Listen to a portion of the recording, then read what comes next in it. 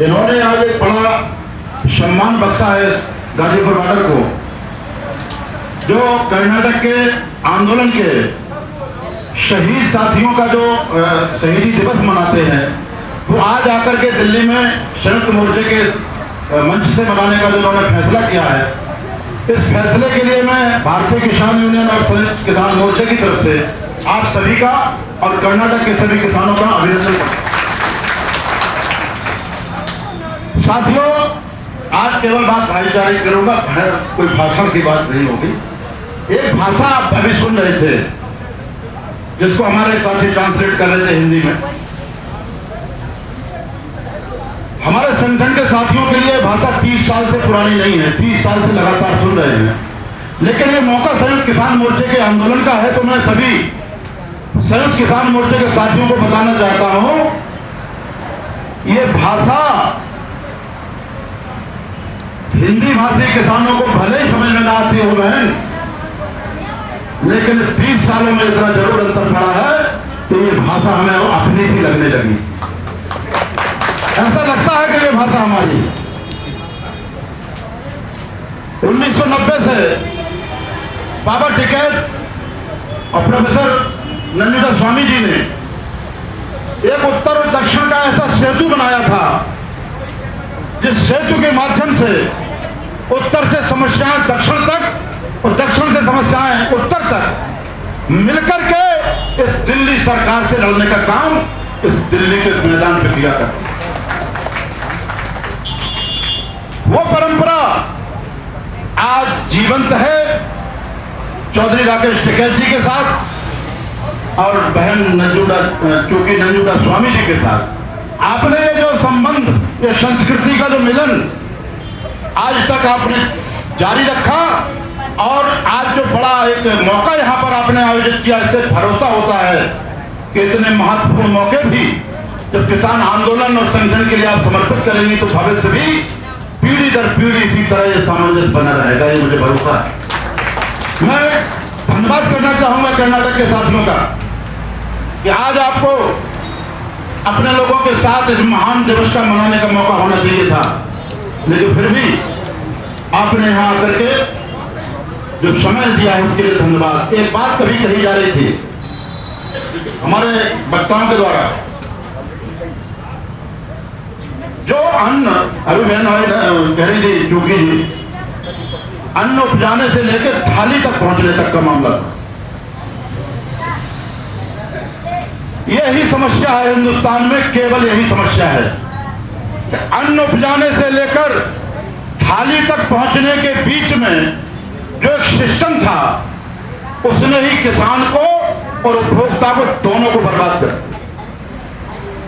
किसान ने अन्न पैदा किया और उसका कम से कम दाम पर व्यापारी ने खरीद करके और उपभोक्ता तक पहुंचाने में जो समय लगाया, उसके बीच में जो कीमत का अंतर था, उससे ये बेईमान अरबपति खरीदपति बन गए। किसान घाटे की खेती करके आत्महत्या की तरफ बढ़ गया और उपभोक्ता अपने बच्चों को पौष्टिक आहार नहीं दे पाया, और आज देश बच्चों के पौष्टिक आहार की एक योजना चला रहा है। हिंदुस्तान जैसे देश में जहां पर प्रकृति के द्वारा ऐसे संसाधन उपलब्ध कराए गए हों, जहां पर हवा और पानी ही अकेले इतने पर्याप्त पौष्टिक हैं कि हमारे पूर्वजों ने इनको पी करके हजारों लाखों वर्ष तक तपस्या की, लेकिन उनकी मौत नहीं। मैं जिस क्षेत्र से आता हूं,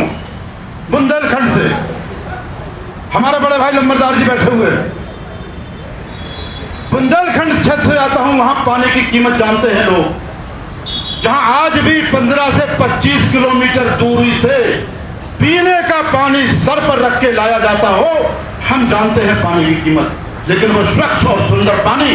प्रकृति ने हमको जो दिया उसका धन्यवाद देता। लेकिन हमें हिंदुस्तान के किसान को हिंदुस्तान के पानी की जो ताजगी है और एक हिंदुस्तान के पानी की जो पानीदारी है, उसको जज्बे को कायम रखने के लिए आज हमें दिल्ली के मैदान पर बैठे। हमारे बुंदेलखंड में कहावत है, कहा जाता है, पानीदार यहाँ का पानी, आग यहाँ के पानी में। आप एक विरोधाभासी बात सुन रहे होंगे, कि पानी में भी कहीं आग होती है, लेकिन मैं कहना चाहता हूं ये बात सच है, मैं प्रमाणित करूंगा कि पानीदार यहाँ का पानी, आग यहाँ के पानी में। क्यों? कि वो बुंदेलखंड का पानी जिसको पीने के बाद भी जनानी भी मर्दानी कहलाई, महारानी लक्ष्मीबाई, ये बुंदेलखंड के पानी को ही गौरव प्राप्त है, हिंदुस्तान के पानी को गौरव प्राप्त है, क्योंकि हिंदुस्तान के अलावा किसी जनानी को मर्दानी पूरी दुनिया में नहीं कहा गया। तो दोस्तों, थाली से लेकर उपभोक्ता तक पहुंचने का जो सिस्टम